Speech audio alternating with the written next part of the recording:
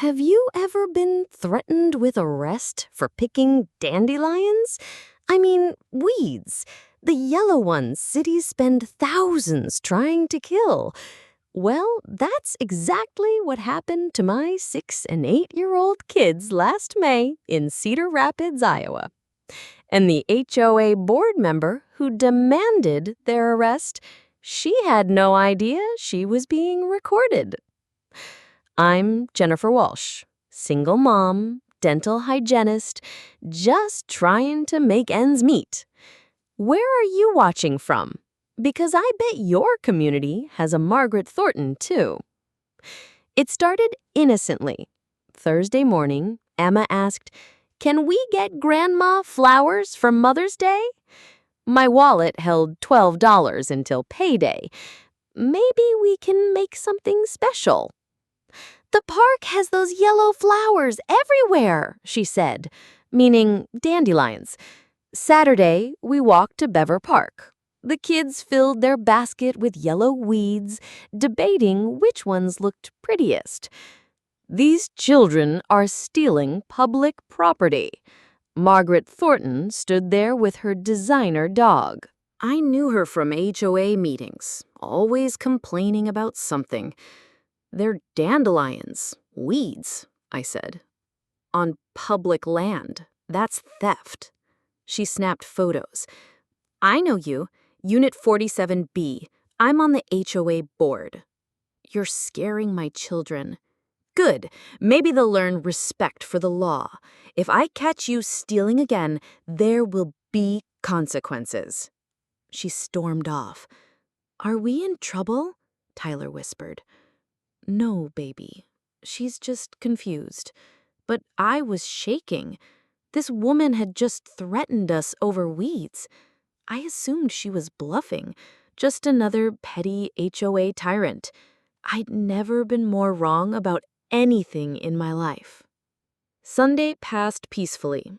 The kids gave Grandma her dandelion bouquet, and she acted like it was roses from a fancy florist.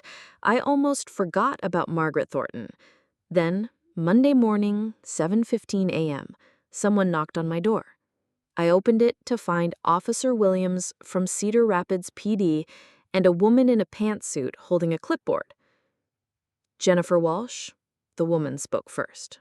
"I'm Sarah Mills from Child Protective Services. We received a concerning report." My blood went cold. "About what?" "May we come in?" Officer Williams looked uncomfortable. "We need to ask you some questions." I let them in, mind racing. The kids were eating cereal in the kitchen. "Mom?" Emma called out. "Stay there, sweetie. Finish breakfast."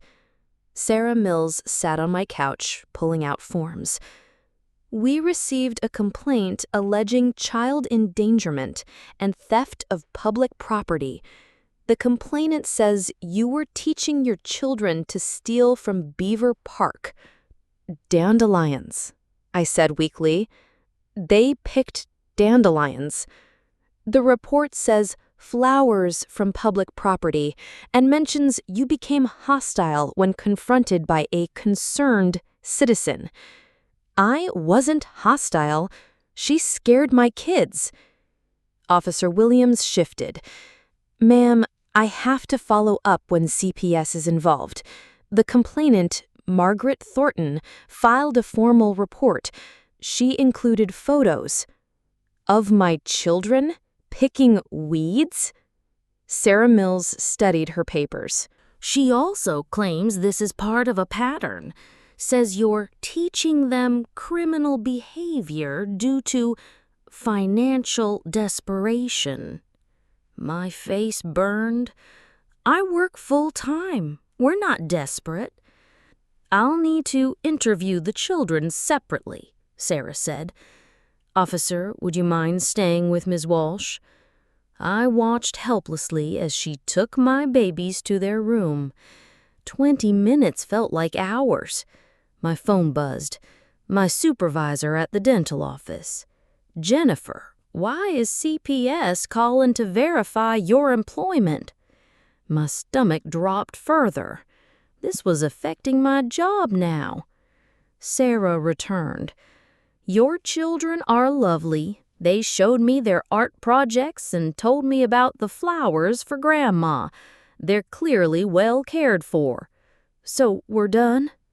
I'll file my report, but Miss Walsh, she lowered her voice, Margaret Thornton has filed 3 other complaints this month. You might want to connect with your neighbors. After they left, I posted in our community Facebook group. Anyone else had issues with Margaret Thornton? The responses flooded in. She fined us $300 for a lemonade stand. Reported my teen for skateboarding in our driveway. Called police on my daughter's 10th birthday party. A pattern emerged. She targeted single parents, working families, anyone she deemed beneath the community's standards. David Chen messaged me privately. I'm a lawyer. Let's talk. She's been doing this for years.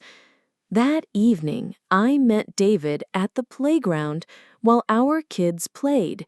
He showed me a folder of HOA complaints, all signed by Margaret.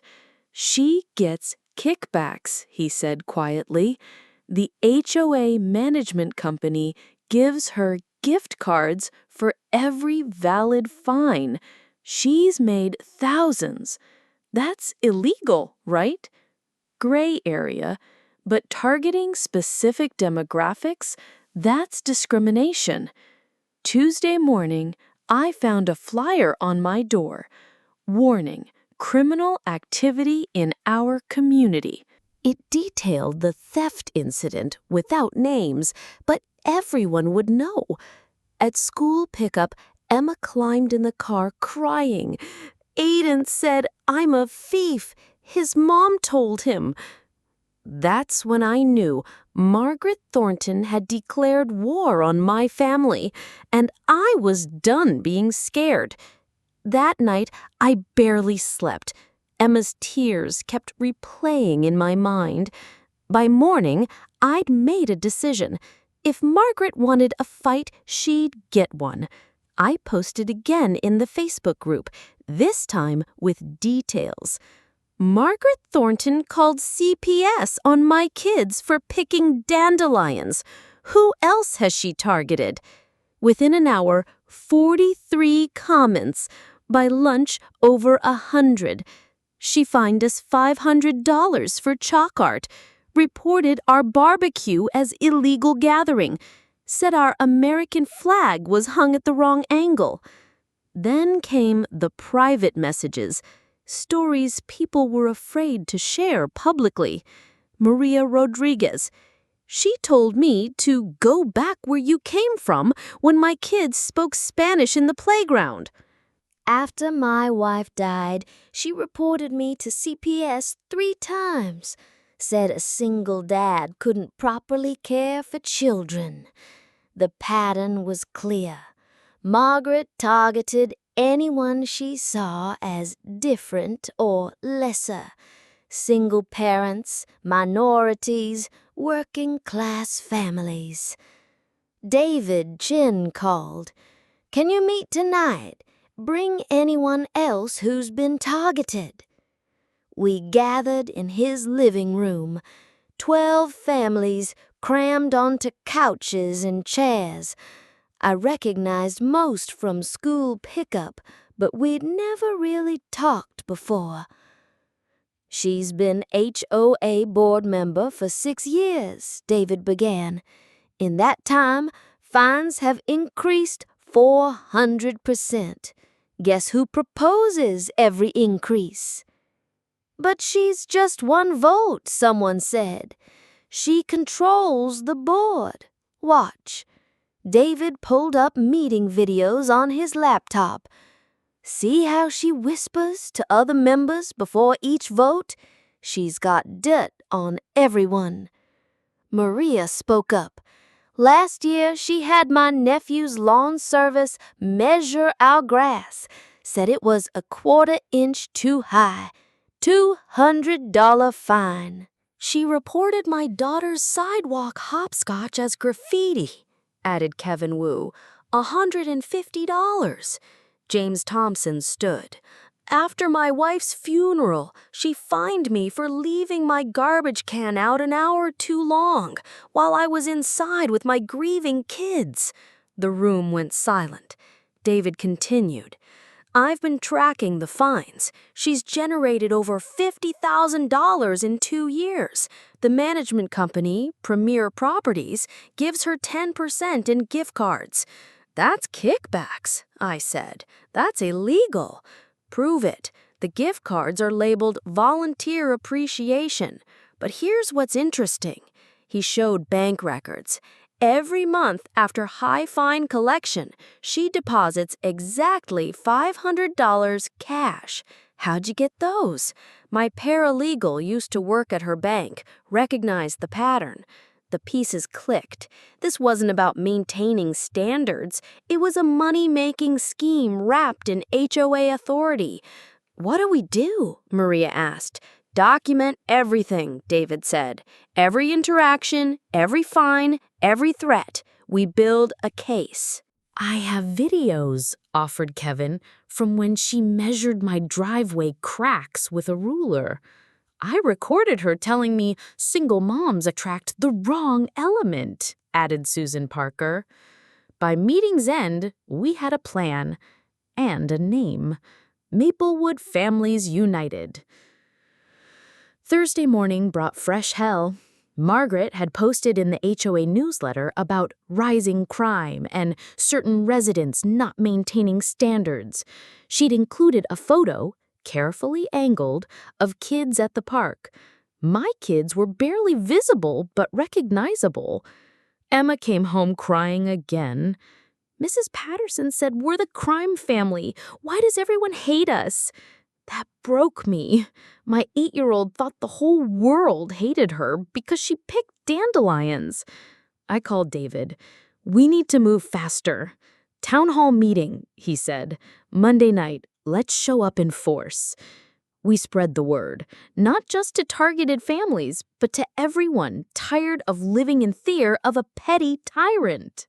Sunday afternoon, I found Emma in her room, drawing pictures of flowers with bars around them. What's this, sweetie? Jail flowers, so no one gets in trouble for picking them. My heart shattered, but it also hardened. Margaret Thornton had messed with the wrong family. Tomorrow night, she'd learn exactly how wrong she'd been. Mother's Day morning. I woke the kids early. We're picking flowers for Grandma again, I said. But this time, we're not going alone. By 9 a.m., 15 families gathered at Bever Park. Kids with baskets, parents with phones ready. David had tipped us off. Margaret walked her dog here every Sunday at 9:15. Right on schedule, she rounded the corner and froze. You! She pointed at me. I warned you. About picking weeds? I kept my voice steady. She dialed 911. I need police immediately. A mob is destroying public property. More families arrived. Soon, 30 people surrounded us, many filming. Officers Williams and Rodriguez arrived, same ones from Monday. William sighed, seeing the scene. "Arrest her," Margaret screamed. "Second offense. These children are stealing." Rodriguez knelt by a little girl. "What you got there?" "Flowers for Mommy." "Those are dandelions, weeds," he explained gently. Margaret exploded. "I don't care. They're on public property." "Mom, we can't arrest people for picking dandelions," Williams said. "Then you're not doing your job." She turned on Rodriguez. "Maybe you don't understand the law. Where are you from, anyway?" The crowd went silent. "Cedar Rapids, born and raised." "You know what I mean," she sneered. Williams activated his body camera. "Mom, calm down." "Don't tell me to calm down. These people are ruining our community. Single mothers, welfare cases, people who don't even speak English." I stepped forward. "You don't talk about—" She shoved me hard. I stumbled back. "Mom!" Emma screamed. "That's assault," David said. "Officers witnessed assault." Margaret realized her mistake. "Self-defense!" She came at me. "Ma'am, turn around," Rodriguez said. "What?" "Turn around, hands behind your back. You can't arrest me. I'm on the HOA board. I was a principal for 20 years. As Rodriguez cuffed her, "This is what's wrong with Cedar Rapids, letting these people destroy everything." "These people," Maria said loudly, "are your neighbors." "You're not neighbors, you're renters, Section 8, probably illegals." Williams looked at me. "Press charges?" I touched my arm where she'd shoved me, already bruising. "Yes." As they led her away, still screaming about property values, Tyler tugged my hand. "Can we pick flowers now?" I looked at our community, all united in this moment. "Yeah, baby. Pick as many as you want." Monday morning, David called. "The police released the body cam footage. You need to see this." I drove to his office on lunch break. He pulled up the video. The footage was crystal clear. Margaret screaming about organized theft, her "Where are you from anyway?" To Officer Rodriguez. Then the worst parts. "These people are ruining our community. Single mothers, welfare cases. I didn't work 30 years in education to live near these people. That one probably doesn't even have papers," pointing at Maria. And the shove. Me stepping forward, her hands hitting my shoulders, Emma's terrified scream. "This is going viral," David said. "News stations are calling." By evening, it was everywhere. "Ex-principal demands arrest of children over Dandelions," led local news.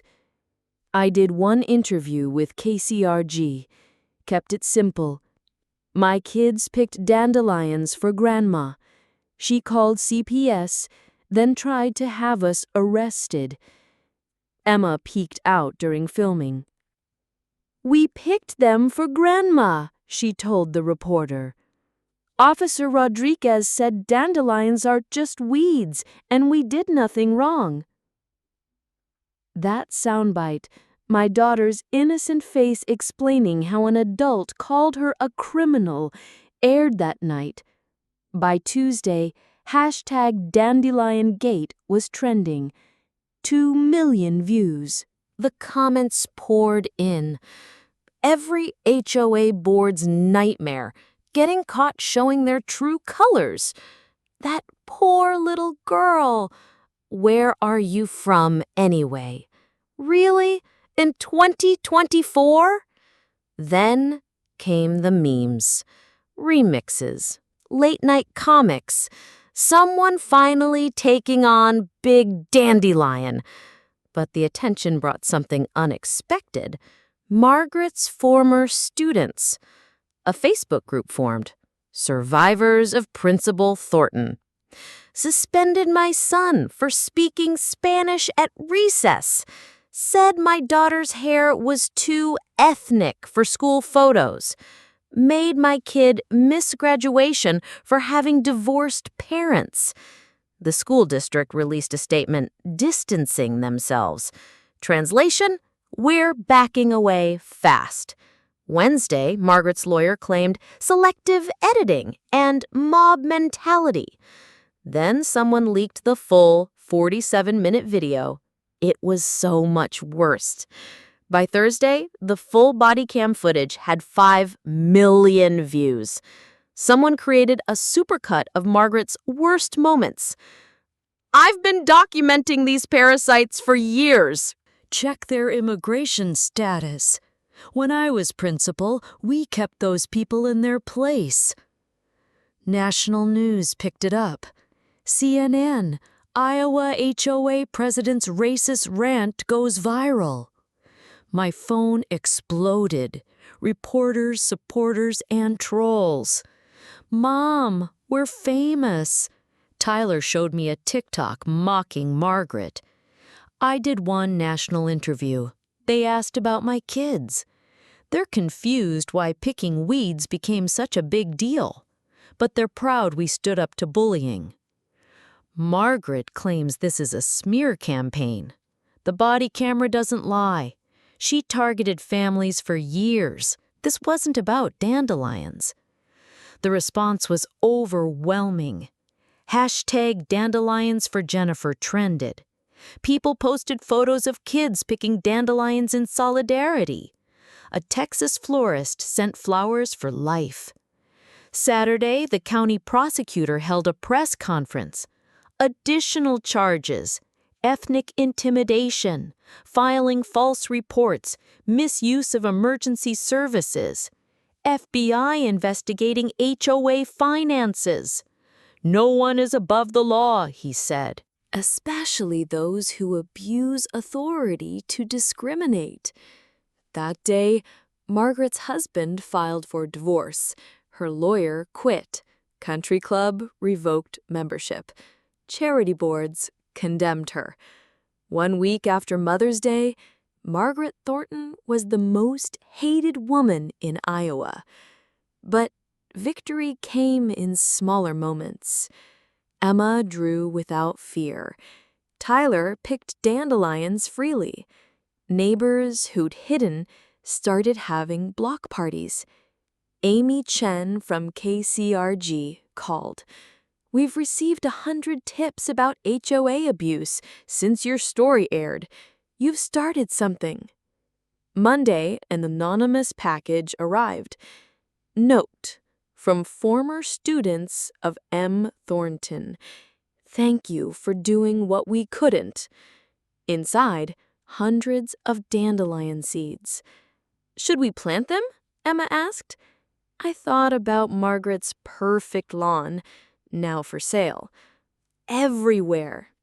The criminal trial began in August. Margaret, once perfectly coiffed, appeared haggard. Her attorney argued for dismissal, overwrought reaction to a minor neighborhood dispute. The judge wasn't buying it. Prosecutor Williams, no relation to the officer, laid out the case methodically.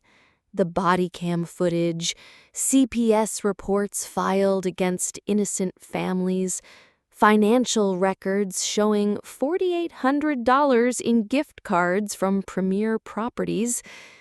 The defendant weaponized her authority against vulnerable residents, Williams said. This wasn't about maintaining standards. It was targeted harassment. Margaret's former neighbors testified. Maria described being told to go back where you came from. James Thompson detailed the CPS calls after his wife's death. 15 families total. Then came character witnesses, former Jefferson Elementary staff who'd stayed silent for years.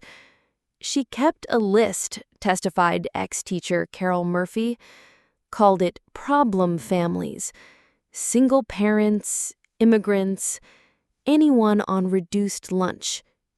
She tried to ban Spanish during recess, added counselor Robert Yang, said it was divisive. The defense barely cross-examined. What could they say? I testified last. Walked through picking dandelions, the CPS visit, the community meeting footage. showed my bruised arm photos. How has this affected your children? My daughter had nightmares about police taking her away. My son asks permission to pick grass. They're afraid of authority figures now. Margaret's lawyer tried damage control. You posted on social media first, correct? Stirred up mob mentality? I asked if others had similar experiences. Turns out many did. You wanted revenge. I wanted it to stop. The jury deliberated 2 hours. Guilty. Ethnic intimidation, filing false reports, assault, misuse of emergency services. During sentencing, victims gave impact statements. Emma wanted to speak. I was hesitant, but she insisted. Mrs. Thornton made me think I was bad, she said in her small voice. I just wanted pretty flowers for Grandma. Now I'm scared when I see HOA signs.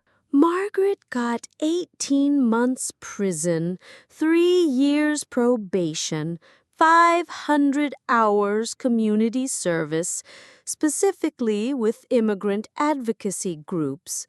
Lifetime ban from any HOA or school board position. She cried as they led her away.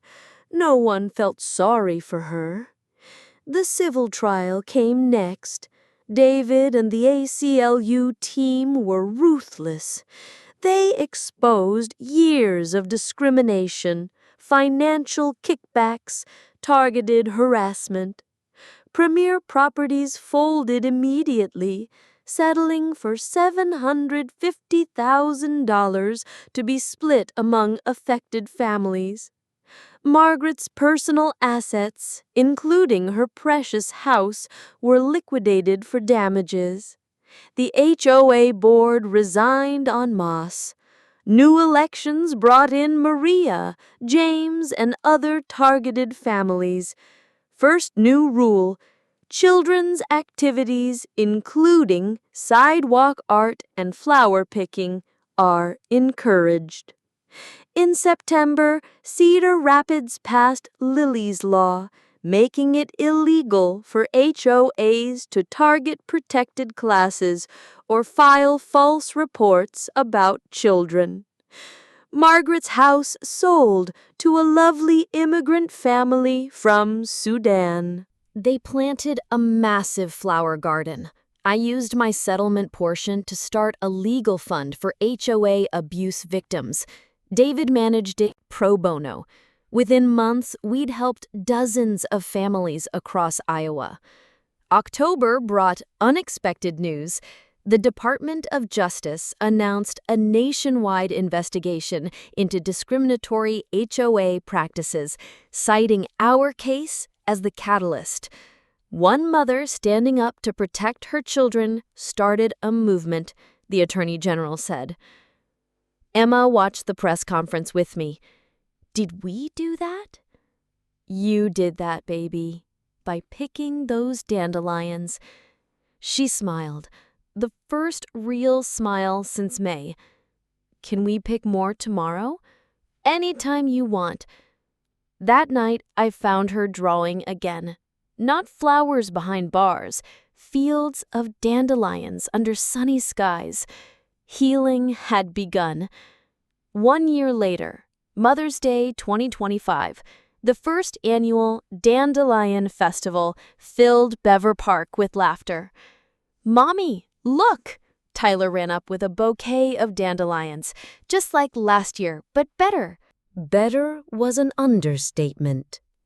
300 people had gathered. Kids drew chalk flowers on the sidewalks. Food trucks served dandelion salad and tea. Local news covered it as a celebration of community healing. Emma, now 9 and confident again, led a group of younger kids in dandelion crown making. No more nightmares, no more fear of authority. She'd even spoken at a school assembly about standing up to bullies. "Miss Wallace," Officer Rodriguez approached with his family, "my daughter wants to thank Emma for teaching her the crown technique." Watching him kneel to help the kids, I remembered his dignity during Margaret's racist rant.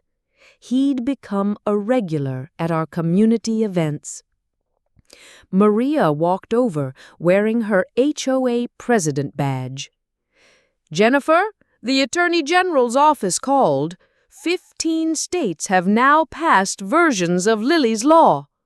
15 states because my daughter picked weeds. "Any word from Margaret?" I asked. "She's at the minimum security facility in Mitchellville." Apparently teaches literacy classes now, part of her plea deal. Strange how things work out. The woman who terrorized immigrant families now taught English to inmates, many of them minorities. Court-ordered karma.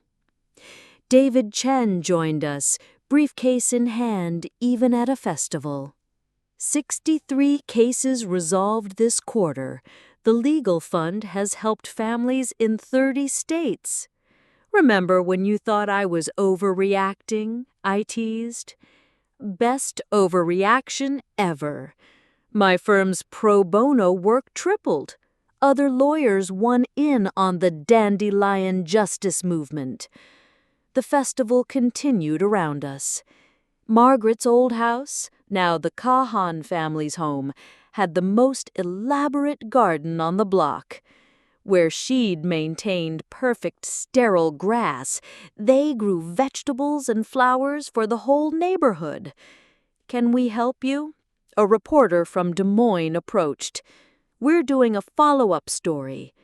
"Ask them," I pointed to the families around us. "This is their victory." She interviewed Maria about the new HOA policies. James Thompson about healing after harassment. The Kahan children about their garden. Each story added another layer to our community's transformation. As the sun set, we gathered for the memorial dedication, a small plaque by the playground, for every child's right to play, create, and pick flowers, dedicated to those who stood up when it mattered. Tyler and Emma placed dandelions beneath it. "Hey everyone," I addressed the crowd. "Thank you for coming, for standing together, for proving that bullies only win when good people stay silent." Applause rippled through the park. But I wasn't done. If you're watching from somewhere dealing with your own Margaret Thornton, know this: you're not alone. Document everything. Talk to your neighbors. And never, ever apologize for protecting your children. Where are you watching from? Because I guarantee there's someone near you facing HOA harassment right now. Share this story. Share your own. Every tyrant exposed is a community freed. As people dispersed, promising to meet next Sunday for the regular potluck, Emma tugged my hand. "Mom, can I tell you something?" "Always, baby." "I'm glad Mrs. Thornton was mean to us." I blinked. "Why?" "Because now she can't be mean to anyone else. And we made lots of friends. And kids everywhere can pick flowers." From the mouths of babes. That night, I updated our Facebook group, now 50,000 members strong, posted photos from the festival, shared the latest legal victories, reminded everyone that change starts with one person saying enough. My phone buzzed. A message from a mother in Florida. Our HOA president resigned after we shared your story at a board meeting. Thank you for giving us courage. Then another from Texas, Oregon, New York. Each one a small victory against petty tyranny.